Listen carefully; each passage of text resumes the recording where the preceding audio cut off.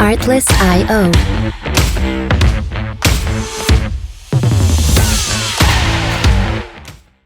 Hey everybody, JohnE.Avocado here with another Purpose Your Passion podcast. And today's special edition has with me Ron Coleman. He's a pretty interesting guy. He's had a bit of a life that didn't paralleled mine some, and he's made some big changes to go ahead and pursue happiness like I did myself.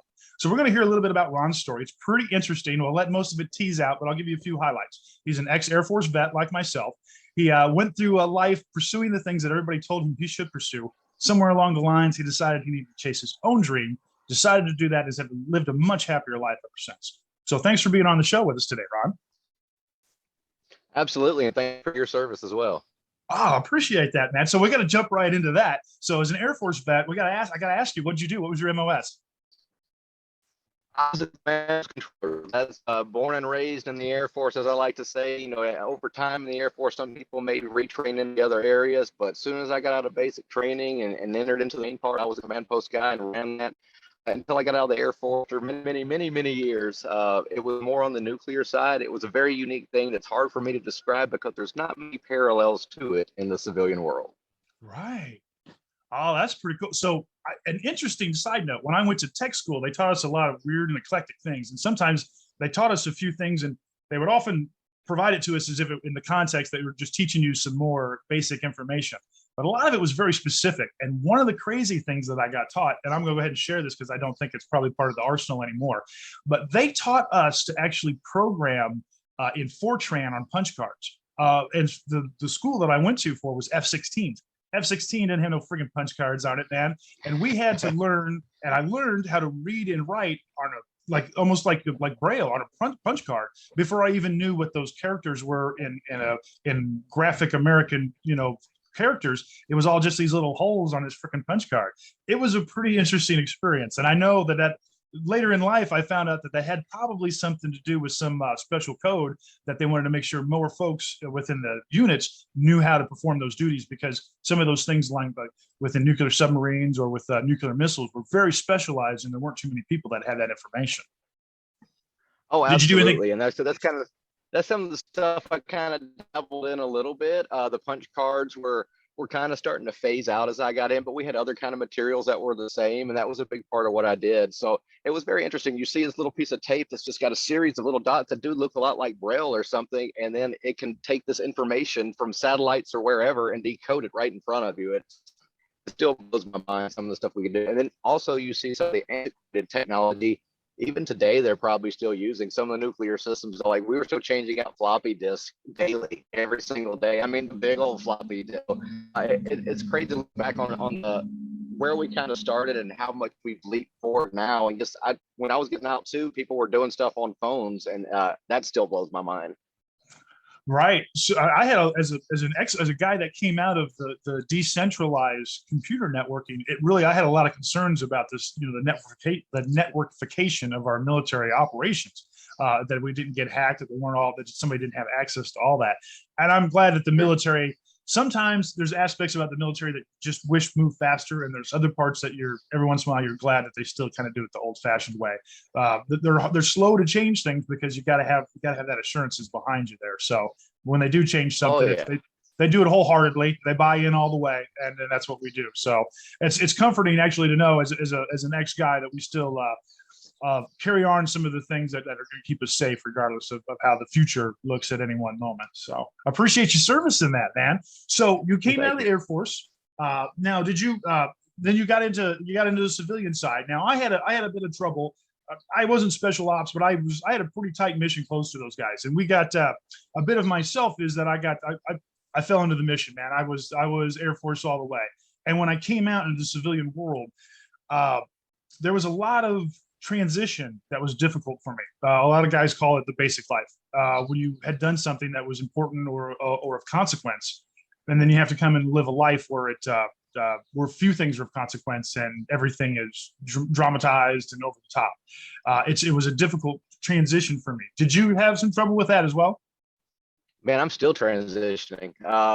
I got out in 2012. That was when I got out. with Sergeant Coleman on a Friday and Mr. Coleman, the contractor, on that Monday. I mean, it worked out well for me, but so 10 years ago, we're looking at now, and I still find a lot of times that I'm in that transition, because kind of like you talked about a little bit and maybe alluded to some, in that military structure, in that world, you're also used to not just a certain mission, but just a certain way of life.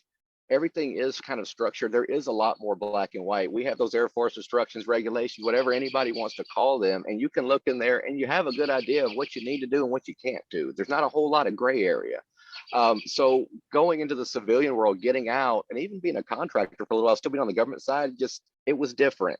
And then I fell into another line of work in the dispatch world, and that was very different. And then I went to the retail world, and as I went to these different worlds, it was like the rules kind of lessened a little bit, and that structure lessened even more.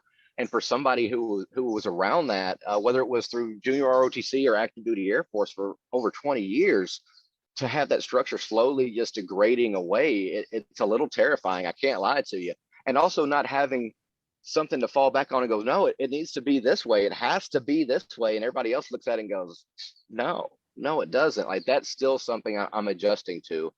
In my new role now, that's one thing I've been able to kind of bring back a little bit more, not a hard structure, not like a firm military structure, but like, no, we need to have some black and white here that says this is the way it should be. And we need to fall within those lines. And if we don't, there's consequences, because there's other consequences that may come to us if we don't stay within those guidelines. Yes, sir. That's a very well succinct way to put all that for me.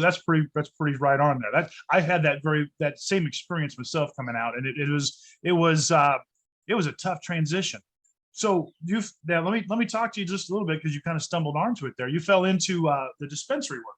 So now, is this something that you pursued, or is this something that just happenstantial, or what is it that you do in the dispensary world?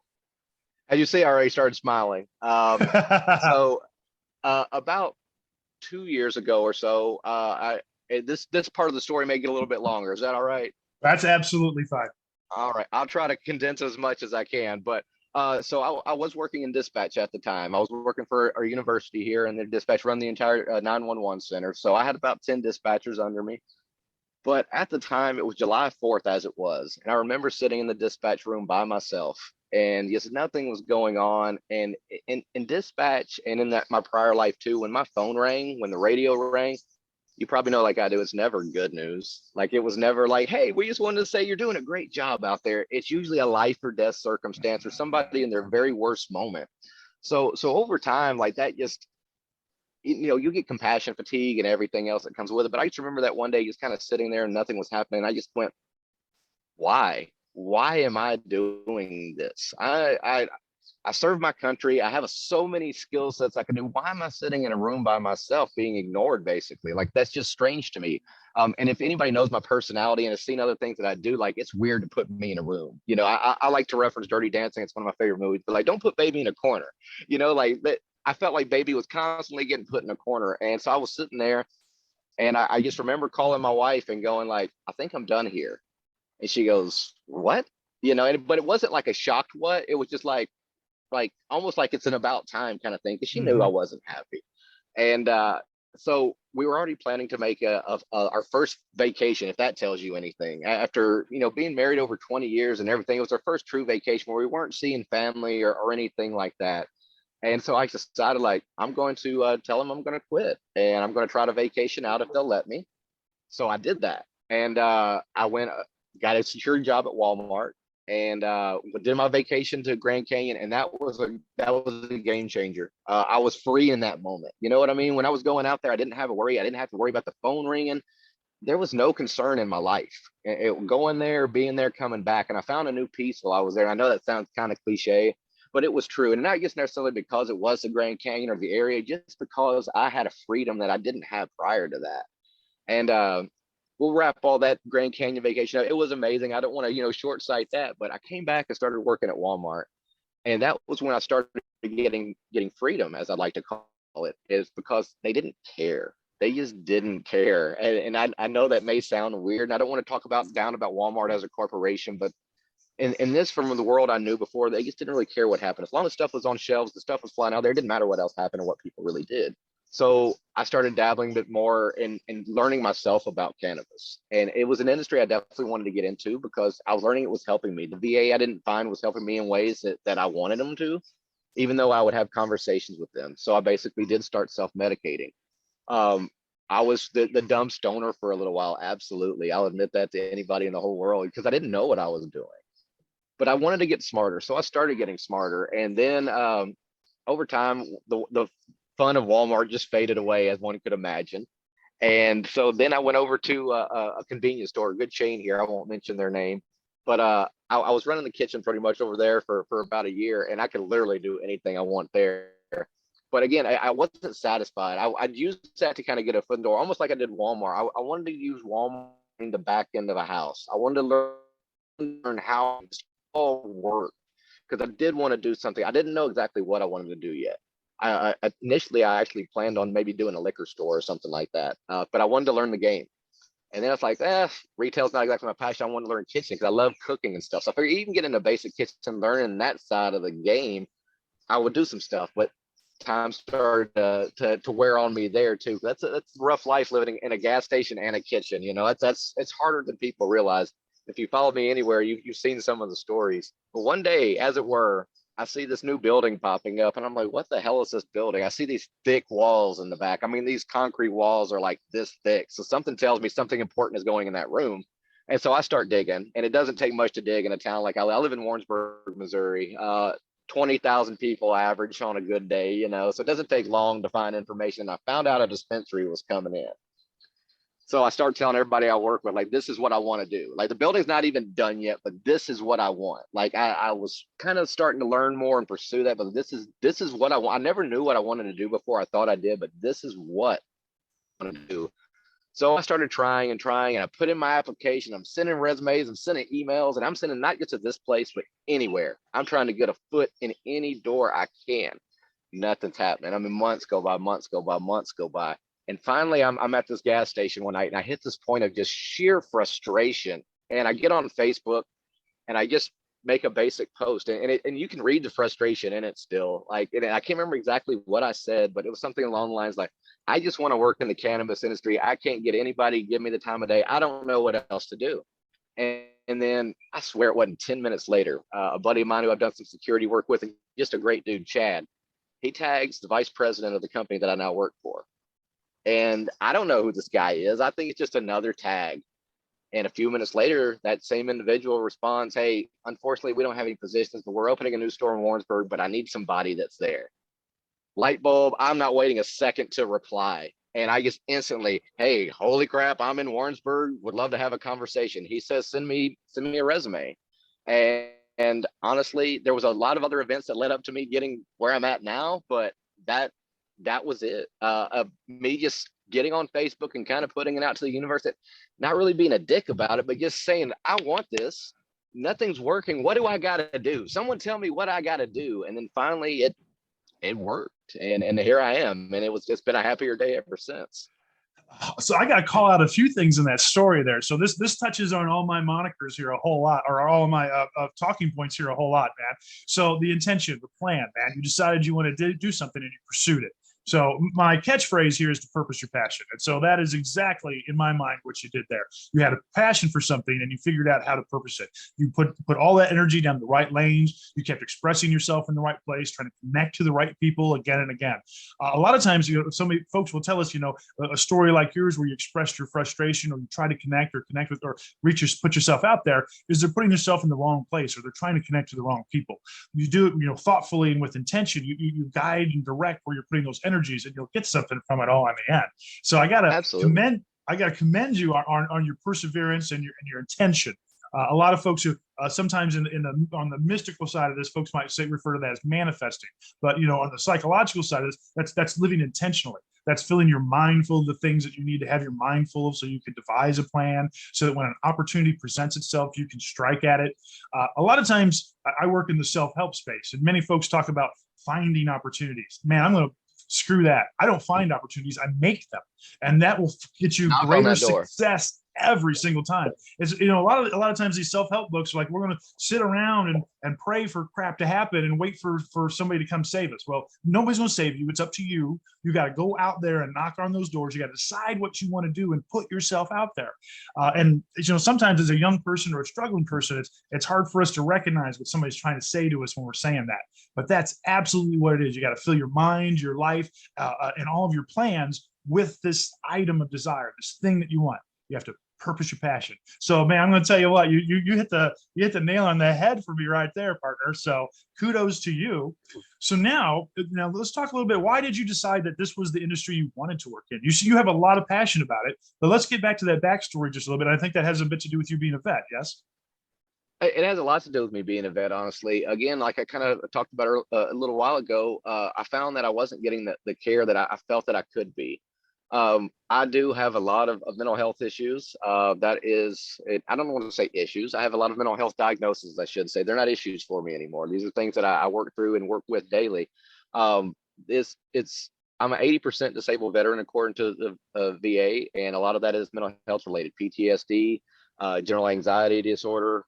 We could keep going on, depression. The list goes on and on and on. I won't bore you with all that. But I was taking a lot of medications, and at one point I was supposed to be taking 12 different medications a day. That's a lot of pills to swallow, literally a lot of pills to swallow. So, and no joke at all. And if you're in VA care or if you've been around it, and especially somebody that gets meds like me, I'll literally get a big box, every month, and it's just chock full of all those. So I'm not going to get into a big spiel of how it can do things chemically to you, but we know that all these chemicals that are going into us is changing our being and everything else.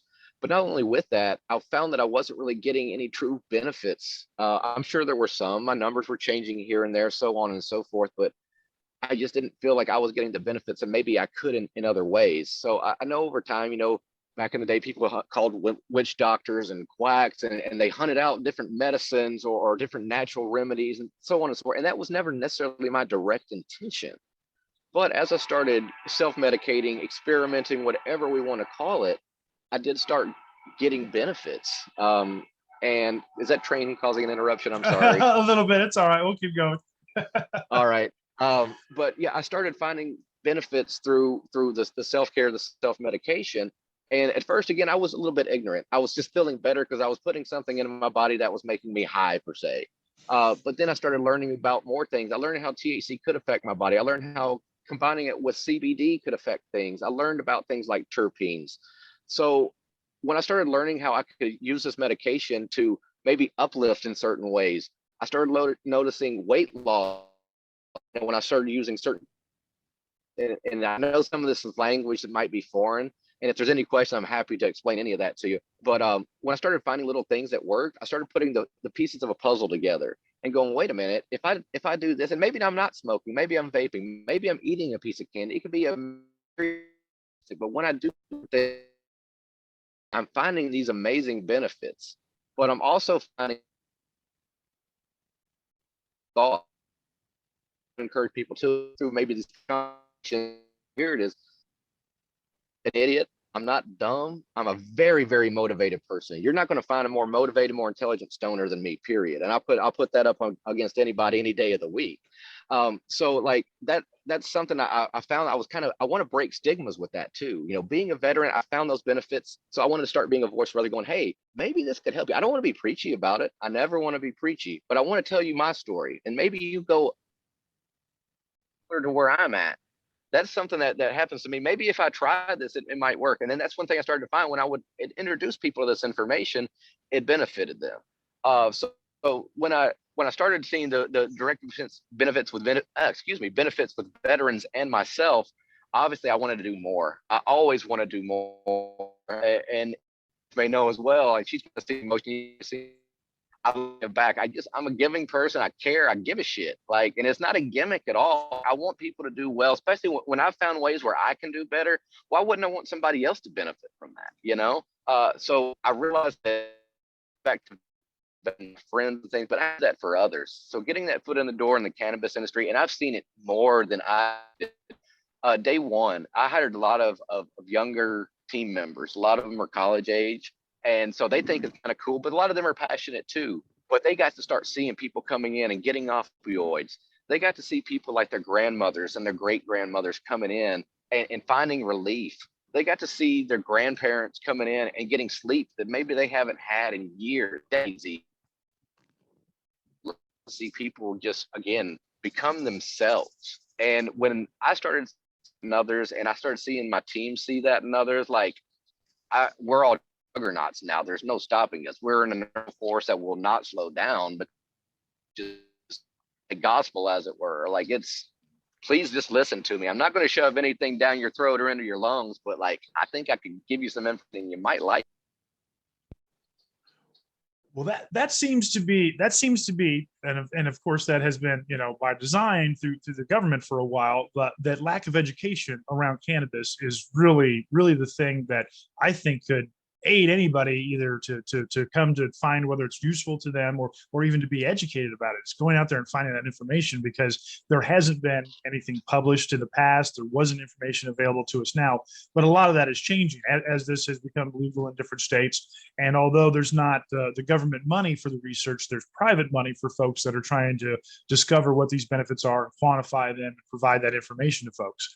And so they do that mainly through individuals like you, correct? There's advocates at the dispensaries are the individuals that are mainly responsible for this campaign of information. Am I right in that? To an extent, from location to location, obviously within our company and within my location specifically, that is something that education is key. Education is huge. Imagine going into any store or any place in the world, you've never been somewhere like that before. I don't care what the product is that they're selling, but you've just never had it before. You go in and you don't know what it is, but you want to try it. Like, you want people that are educated on that product, I'm imagining. So that's one thing we strive to do. We have so many, I probably have over 300 different items in the store right now, whether they be edibles, smokables, whatever. But between all of us, our staff knows something about just about every one of those products, whether we've tried it or whether we've really researched it. So I think that education is a key factor, whether it's not just the use of it or just the other benefits, because a lot of people don't know how not only does your body have an endocannabinoid system built into it and it produces a small amount of THC already, but like, you start combining THC and CBD and putting those back into your body, that system you've already got starts working more efficiently and you start seeing benefits. So like I said, I could preach for days. So there's a lot of things that people don't really understand or hear about. They think, well, I'll smoke something and it'll get me high, but there's just so much more. So when we do get the people that do come in and they'll say, hey, just give me the strongest stuff you got. Just like somebody maybe going in the bar having a bad day, give me the strongest drink you got. I got those same cats that come in and ask for that same kind of thing. But when they're in there with us, we'll say, hey, well, have you tried this? From what you're telling me, this one, it may be a lower number on it, but what's in it actually overall may do something better. And if they listen to us 9 times out of 10, they'll come back and go, oh my gosh, I can't believe that was a game changer. So we try to educate as we go. And I think that's a huge, huge thing. And there's also some misinformation out there. We get that all the time too. We'll hear people come in and tell us that edibles will do certain things to them or this product won't do that. And I'm like, that sounds a lot like someone's opinion. And again, like you mentioned too, there's not been a whole lot of research just yet. So a lot of things I have to say are based on my personal experience or opinion, but I can say, I don't think I've really heard that from too many other people. The other 100 people I talked to said X, Y, and Z. And, that kind of opens up a conversation if people are more inclined to it. Maybe their buddy was just wrong. So maybe once they realize their buddy was wrong that first time, they'll realize they're wrong about other things too. So just establishing yourself as a trusted individual with that, because we talk about psychology here a lot on this podcast, and so much of that is overriding the opinion, the information that you get from those close to you, because you weigh it so much more heavily than information from a stranger. And so that's one of the things I work on the business side and create with creative people all the time, and that's one of the things I have to say to them. I'm like, you just when you hire an advisor or a coach or a counselor, and then you take that advice and then you're not going to do anything with it, that's just like throwing your money away. You just paid for this expert, or you just connected yourself to somebody who really knows this information, and you're going to choose to ignore this. Why don't you re-quantify what that thought process is for you, and think whether, do you want to take your buddy's opinion, or do you want to take the fact from somebody who has some knowledge or experience in this? So kudos to you for being that advocate for folks in the store. Now, a lot of people are going to have some questions, because now we're having this conversation, both of us here in Missouri. So a lot of folks are going to want to have, after having seen this, maybe want to come visit you or a center like yours here in Kansas City, because there's a few around. What about the legality within Missouri can you, as you know it, describe to us? I can tell you about anything you want to know. I'll just try to give you a brief synopsis. In the state of Missouri, for most people, there are some exceptions. You do need to be 18. There are some cases where you can be under 18, but there is a lot more involved. But let's just go with straight 18 and up. Basically, that's the requirement. You need to be a legal Missouri resident. And for our military folks, military spouses, especially, I got a lot of people that come in and maybe they still got that out-of-state driver's license. As long as you've got a utility bill in Missouri and can establish your residency, we can work with that. So you need to be a Missouri resident. Then you need to have a consultation with a certified doctor. In the state of Missouri, the list of doctor is pretty expansive. I mean, everything from podiatrist on up can do it. It just depends on if doctors want to go and kind of pursue that certification. There's also a long list of conditions in Missouri. Missouri is one of the biggest list of conditions as far as states go, where there's not a whole lot of things that disqualify people, really. That's what I like to tell people. If you have a conversation with a doctor, odds are you're probably going to get approved, just because there is such a long list of approving qualifying conditions. So usually after you get that doctor's visit, which is in most cases are virtual, a lot of people can do a sit down. Through our company, we work with a third party, and you do everything pretty much over the phone. Just like we're talking now, you'd have a doctor sitting here like I'm talking to you. I'd tell them like, hey, I've got anxiety or I'm having trouble sleeping. We'd have a brief conversation about it, and then they make a determination. They do some brief paperwork for the state for you, and then you submit that to the state itself. It's just a paperwork issue. Send a couple pieces of paper like your driver's license picture, and I think there's you'd have to take a picture of yourself as well for verification. That and $25 to the state, and then you wait a few days after the state and you get your approval for your card. After that, you can go to any dispensary in Missouri with that card and your license, and you say, hey, I'd like to purchase some cannabis, and you're authorized 4 ounces of cannabis per month with a basic allotment, which is a lot. I'll break that down for you real quick. Basically, that's an 1/8 of flower a day or 100 milligram edible a day every day of the month. If it's a 30-month day, then you get 2 at the end of the month. If it's Halloween, you could have 200 milligrams or a quarter ounce at the end of on Halloween. So it's a lot of cannabis one could have. It'll be Christmas early every month. Every month. Yeah, I was about to, like, some people will come in and they don't really know how it works. And they're like, hey, can I still buy some? I'm like, oh, my friend, you are so good. You don't even understand how much allowance you have. So yeah, it's quite a bit. It's quite a bit. And this is coming from somebody who I wouldn't say the chronic, but who is a regular user, is telling you that you're going to have enough. You're going to have enough. You're going to have enough. You're going to have enough. So that was a lot of questions, so that's some of the ignorance that I know that is out there in the world, especially in my own peer group, is we all understand and recognize that medical marijuana is available in Missouri, but there's still a lot of stigma about trying to pursue it or find it, or even getting that information, what it is that you would need to do. So first off, so that's pretty good for us to know that although Missouri has the restriction that you have to have your doctor's approval, there's quite a lot of leeway for them to allow those prescriptions to be written, right? It's not that they're just handing them out, but there's not a lot of restrictions beside the need to consult a medical professional, as long as you have a legitimate concern that fits the criteria. Exactly. And I feel over the time the state wanted to use it as well to make sure people are going through the motions and actually getting qualified. We are looking to go to more of an adult use state here. I also got a truck passing by here. I'll restate that one for you. Big old truck, man. I don't know what's happening. It's usually like the quietest street in the whole neighborhood.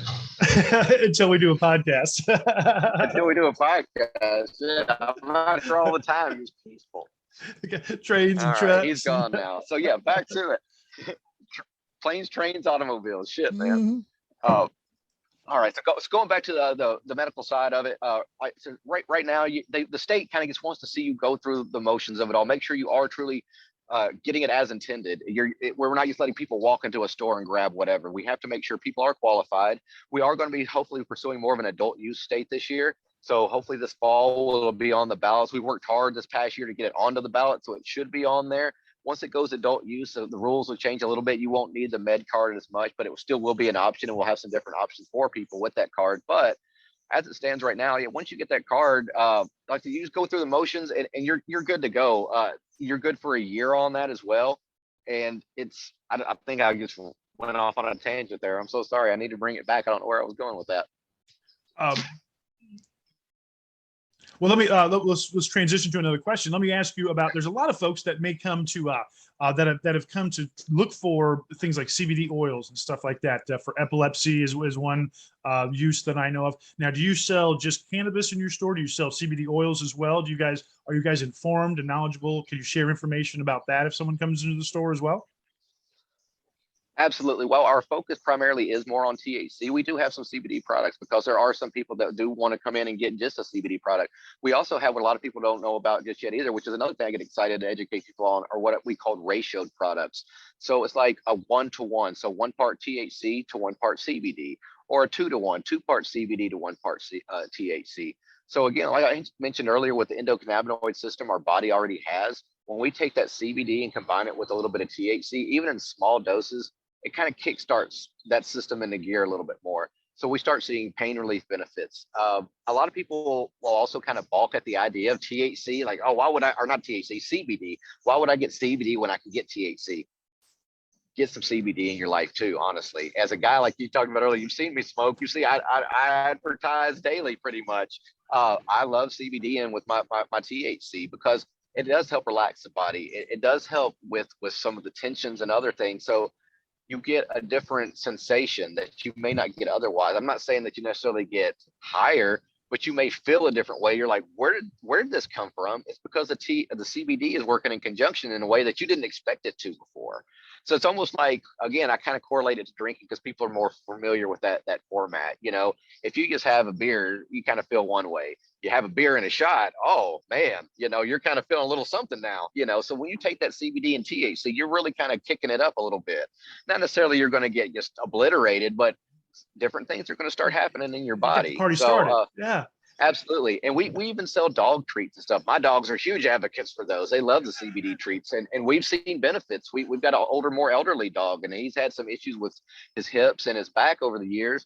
And once we started getting him more on the treat regimen, we started seeing him getting up, being more active, and just seeming younger. So there's something to, I mean, and if you look at pictures of me and my behavior and stuff, even there's something happening. So there's something happening for sure. I'll tell you what, I looked at your timeline, you know, in the preparation for this. So I'll tell you what, you can see the smile on your face grow, my friend. So I think you're doing something right. Absolutely. So now you're in Warrensburg, and that puts you pretty close to an Air Force base down there. The guys that fly the stealth bombers out of Warrensburg there. So do you see a lot of family? And we hit on this about vets a little bit. Are you seeing some of those guys coming into the store?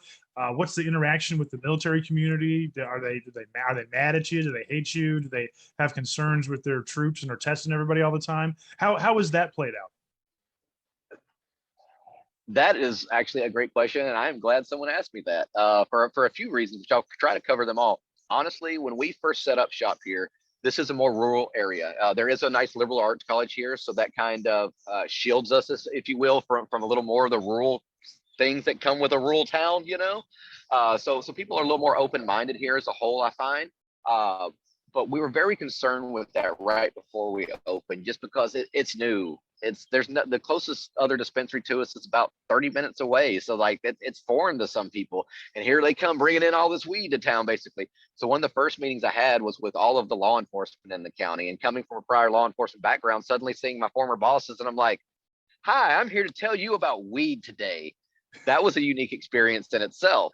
So then that started making me think about the Air Force. Obviously, we are near an Air Force base. Knob Noster Air Force Base is Knob Noster is the town that Whiteman Air Force Base is in, which is about 10-15 minutes from where I sit right now.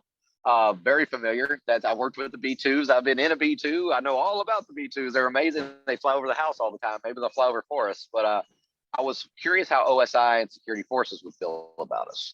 And to date, I have not had a conversation, and I'm shocked by that. I would have liked to at least had a conversation, you know, just for some general knowledge, some background, but I have yet to have a conversation officially with the Air Force yet. And I don't know if that's because they want to stay on their federal side, stay away, or what. But the good news is, other than that, the veterans in this community love us. I have a 10% discount for veterans every single day of the week. And I honor that every single day of the week. I try to do at least quarterly, but usually a monthly event for veterans where I go up to 20%. So especially for our big days, Veterans Days, Flag Day, Memorial Day, any day that I can correlate it to a veteran, any way, shape, or form.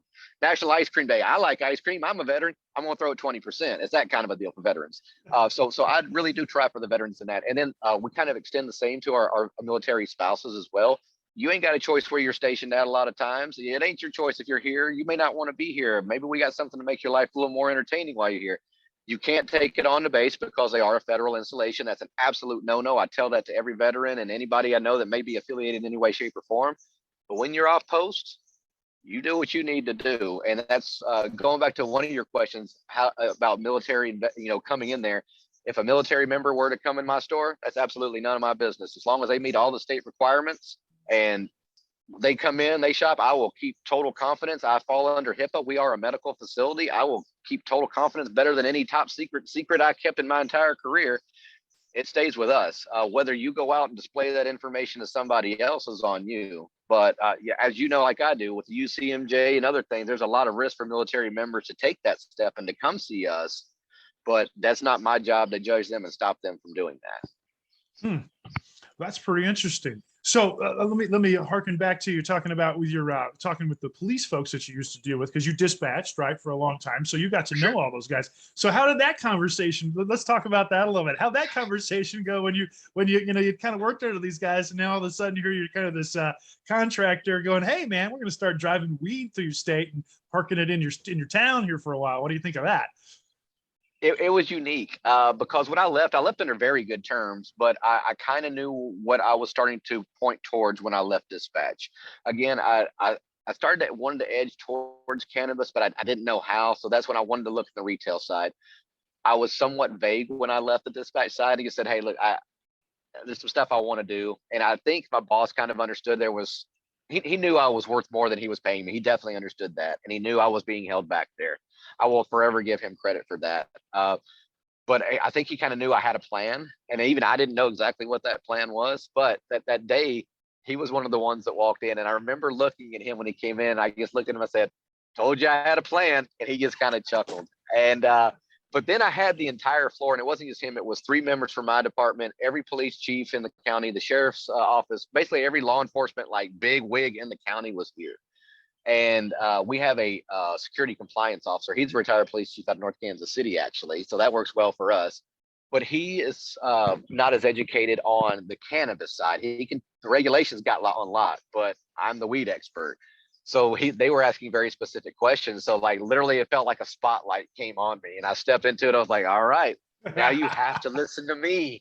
So yeah, I gave them some good education, and I found out actually within the past few days, one of my coworkers reached out to me and was asking about CBD and some other stuff, and I was educating them, and they told me about that boss, and I told them like, hey, I had this plan, you get to see it now, and they said, hey, you should talk to Ron.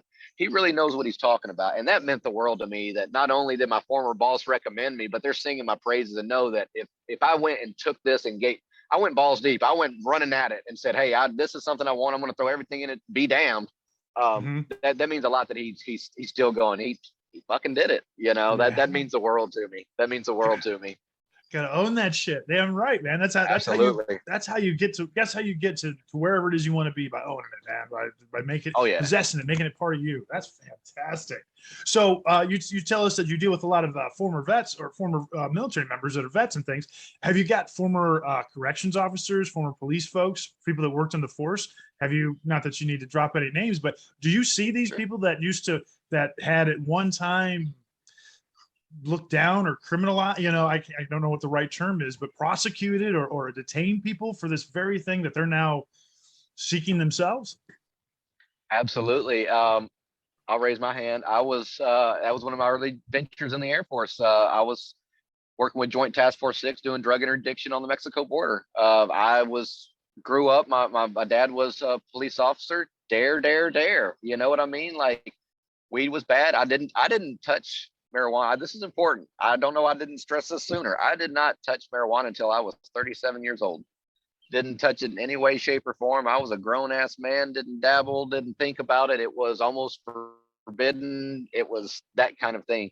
So now, and going back to what we talked about before, briefly, I want to break stigmas. I broke mine.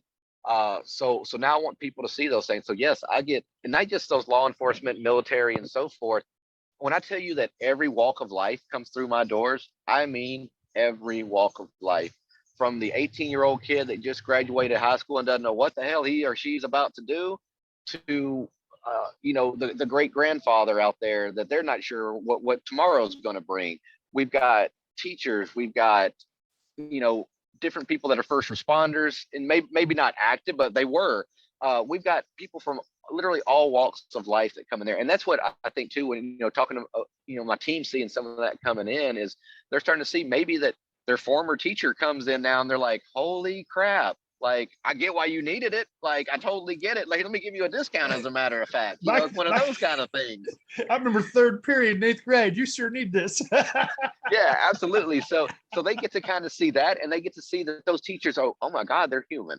And they also get to see maybe a doctor that they knew come in, or maybe they get to see that person that waited on them at the table earlier in the day just has had a shit day and they are done. Well, guess what? You're getting a free pre-roll on me. $1 pre-roll. I can't give anything away. $1 pre-roll.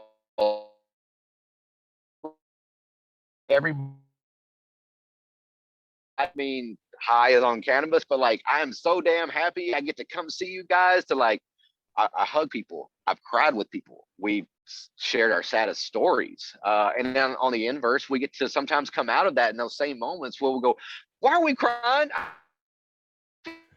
You out of here." And then they'll come back the next day and they bring me cupcakes or something. It's one of those amazing things, but at the same time, it is, like I talked about it too, there can be a lot of trauma that comes with it, a lot of trauma dumping, a lot of just compassion fatigue you get from people. So it can wear and tear on you, but you get to see all that. You get to hear all these stories. It is, again, I hate to compare it to a bar because I'm not a big alcohol fan, but it almost is bar-like. We have those people come in and they'll tell, "It feels like Cheers when I come in here," because we'll see them, be like, "Steve, Joe, whoever." We're excited to see them. We want to share these experiences with them because we know what it did for us, and we want that to happen for them. And we want them to also share their lives with us, because we want to hear maybe that story about how Billy was a pain in this teacher's classroom today. Oh, that's wild. I can't believe that happened. So it's a unique experience for everybody, I feel like. And that's one of those things you mentioned earlier about relationships too, and building those relationships with people. That's something that I strive for day one. Winning hearts and minds of everybody is something I want to do. And again, it's not a gimmick for me. I want to build those relationships. So it's a true family environment. I want people to come in and want to come back, not because they're coming to buy weed, because they want to come see my team. They want to come see me. They want to come see like Baby Yoda. Like, they want to see like the whole nine. Like, I want it to be more than just buying weed at the end of the day. I want it to be a true experience. I want you to feel comfortable that you can come in and laugh with me. I also want you to feel comfortable where if you're having that shit day, I'll cry with you if we need to. Like, I want people to be able to do, it's more than just cannabis to us, and that's something that's very important to me. This is interesting to me. So I work in the tech side, on my other half of my life there, and so I deal with creative people all the time. And many times what we experience throughout when you bring new products or you bring new things to market, it's the folks that have the greatest need, and it almost seems like, or the greatest desires and wants. The people who have the most passion to connect to your product are the ones that you see first. So like when we deal with medical industries and stuff like that, it's those people that have the most desperate need for something are the ones that come to you. When you create a fun party product, it's the people who are most passionate about having a good time that come to you. When I work in like at the fashion space or the cosplay space, it's those people who connect to those intellectual properties, to those stories, and to those characters the most, that have the most energy and draw to you.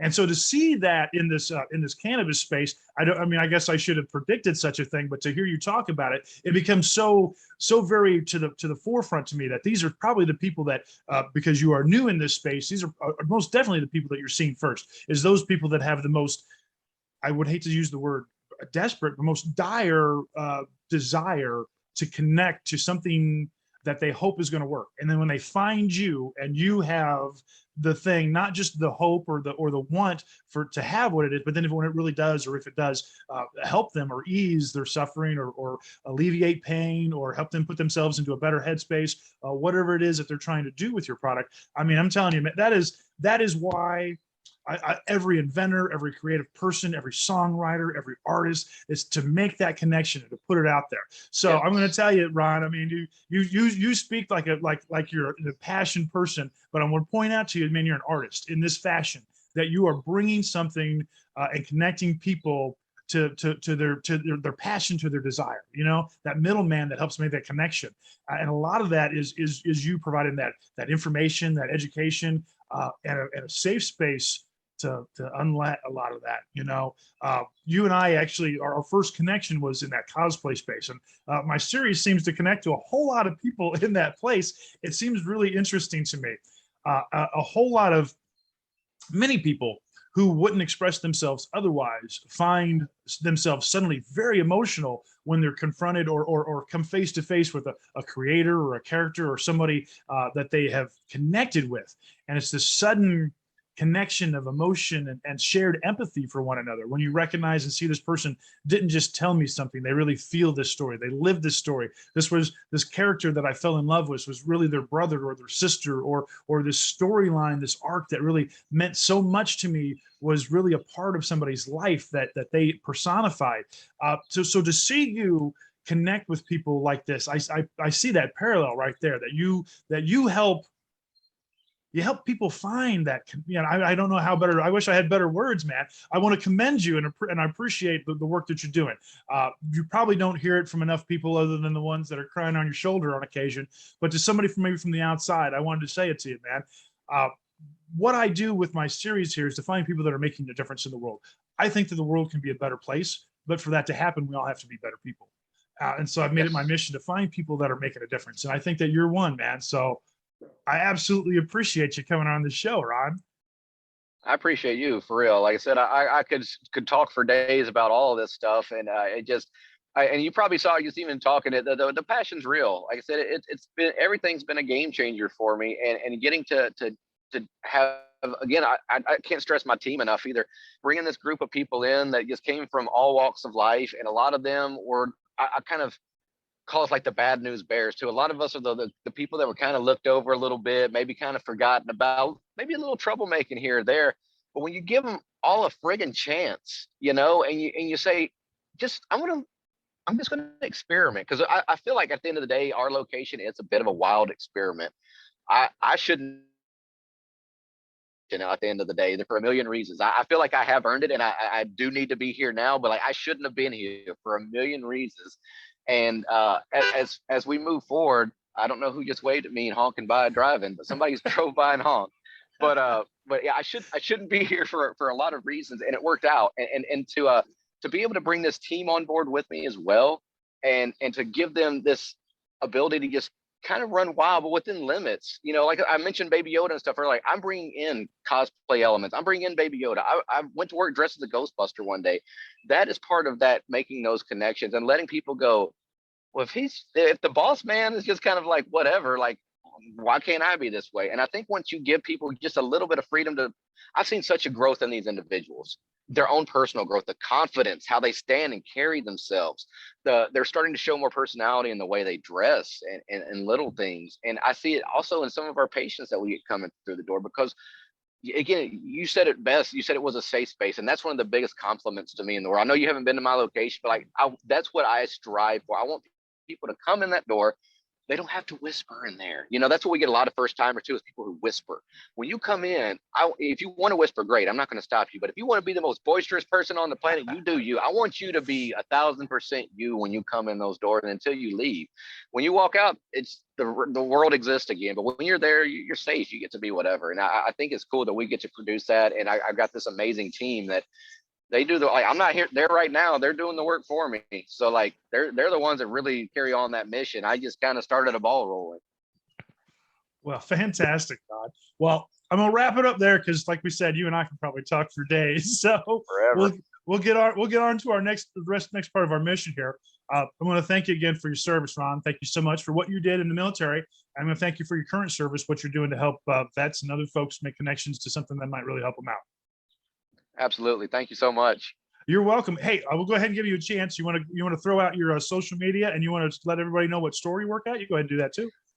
Absolutely. I work for besamewellness.com. It's if you just want to spell it out real easy, it's like Besame, Besame wellness. Go to bestamewellness.com and it gets you everything you want to know. We do signups for cards. So if you need help getting a card, holla at your boy. Also, crunkpanda.com is the easiest way to get a hold of me. It goes to like one of my links pages, so you can find anything and everything, all my social media. Just Google Crunk Panda too. Again, thank you so much for having me. As always, it's your boy Panda, and I'll catch you all next time. Oh, we appreciate it. Thank you so much, Ron. And I'm JohnE.Avocado with Purpose Your Passion. Get out there, plan, dream, plan, and do. So next time, see ya.